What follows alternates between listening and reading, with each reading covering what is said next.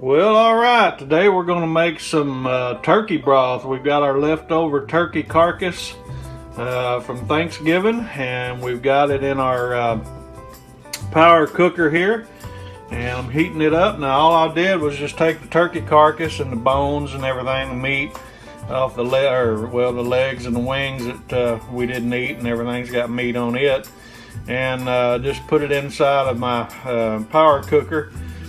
And I chopped up some carrots and some onion and celery, added some salt, some Redmond's real salt's what I use, and some pepper, and I put about 3 bay leaves in here also. And so we're going to get ready and put the lid on this baby, and I've had it warming up. Let me cancel that, and we'll put the lid on this if I can do it one-handed. Alright. Man, if you don't have one of these power cookers, you really need to get one. Make sure everything's sealed. It's got a pressure release here button. Make sure that's closed. Everything's sealed. It shows that it's locked here. And now what I do on my power cooker to make broth is I hit the stew button, and then I change the cook time to 50, I think it's 59 minutes it'll let me go to, is the highest. 50 minutes I guess, so we'll have to go all the way back up to 50. Guess if I just hold the button down it'll go, won't it? Alright, so 45, 7, 8, 9, 50 minutes. There she starts flashing, so it'll take a few minutes. Now, one quick tip that I do in my cooker when you're making broth like this, I put the carcass in there and all my vegetables that I want to flavor the broth with, and then I add about 2 quarts of really hot water. I get my water hot in the sink, make sure it's really hot, and put it in my power cooker, and that way it'll help heat the thing up quicker. So anyway, we'll come back to you here in a little bit, just as soon as this thing kicks off, and show you what it looks like. Alright, well, it's been 50 minutes and the power cooker has shut off, and actually it's on the keep warm cycle. Now, one thing about this that you need to be careful on these power cookers, these pressure cookers like this, as you can see, the button's still popped up so that it's still under pressure, and you have a release valve here where you can release it off like this right here, but it's kind of messy. I always put a rag over it or towel over it so it doesn't spew juice everywhere, and you can release the pressure off of this. Now, you don't have to necessarily do that unless you're in a hurry or whatever. You can actually let it just cool down on its own, and the pressure button will go down on its own over time. But just for the sake of this video, I'm going to go ahead and release the pressure off of this so I can show you what the turkey looks like, or the broth where we've cooked down the turkey carcass. And so just as soon as this thing gets done and pops off the valve, we can see that it's still up here, so we certainly don't want to open this up. It's dangerous. You could get burnt that way, so be sure and follow your instructions on your power cooker or Instapot, whatever brand you're using, and I'll leave some more information for those down in the description box later. But anyway, you can hear the steam releasing here, and I'm getting ready to make another batch. I had so much left over. We had a couple turkeys that we did, so I had 2 carcasses, but I've made up another batch. I've got a bag of turkey carcass and bones and some extra turkey that I'm going to put in my turkey soup, and that'll be in another video. But anyway, I've got my vegetables already made up. I've got onions that are just quartered, and then I rough chop carrots and celery, and got some bay leaves in there as well. And so that'll make us another batch of broth.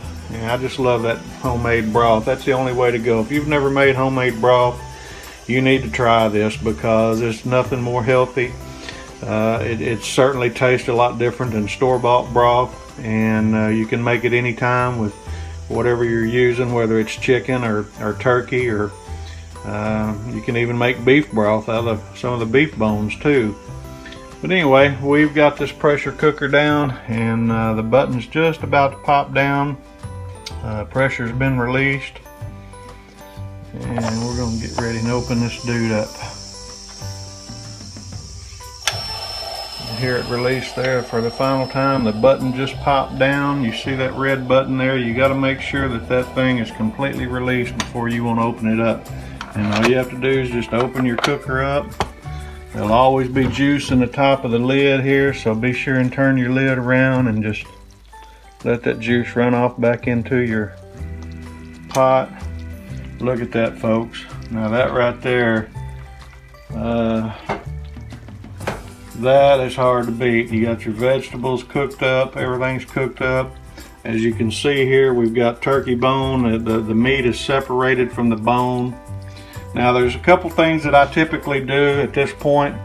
I will take and strain out all the vegetables and the bones and any skin that's left over or whatever, and strain my broth off and pour my broth up. And then I save my vegetables for my turkey soup. So that'll be another video. We'll make that. I'll save the vegetables for this. But if you reuse this to make another batch of broth, what will happen, the vegetables will disintegrate basically. They won't disintegrate, but I mean they'll fall apart. They'll be so soft, and they're tender now. I mean they're just as tender as they can be. I'm gonna reach in here with my finger. Look how tender that is. Oh my goodness. But let me grab a fork here and just look how tender that carrot is right there. Look at that. I mean, that's about as tender as you can get when it sticks a fork in like that.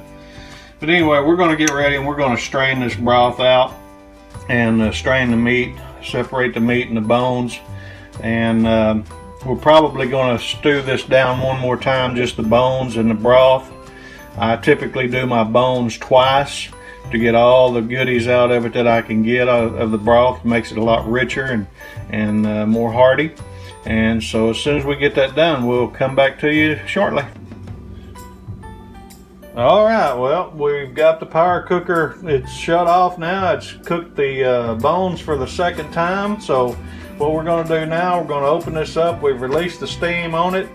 We're going to open it up and we're going to take the bones out, strain them out. Oh, look at that broth, how dark and rich that is, folks. All right, now what I'm going to do, I'm just going to take a strainer and start to strain these bones out that we had the turkey on early. We already separated all the meat off the turkey, so all this that's in here now is bones and skin and everything for the broth.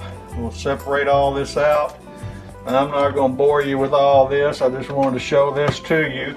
The other thing we'll do once I get all the bones out is I'm going to strain the broth out.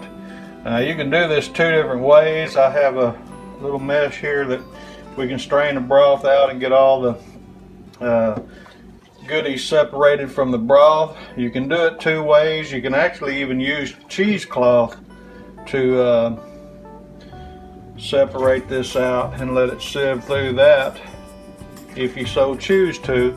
But anyway, that's what our broth looks like. That's what it turns out to be.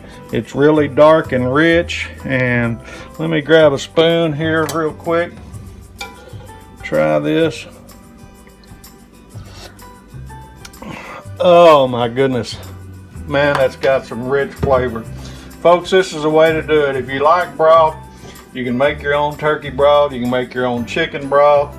If you got beef bones, you can make your own beef broth. And it's so much better than store-bought. Hey, we appreciate you watching this video. Just if you like it, hit the like button, hit the subscribe button, share this with your friends or family, share it on social media if you want. And we'll be coming back with you, and we're going to make some turkey soup next. So y'all have a good day.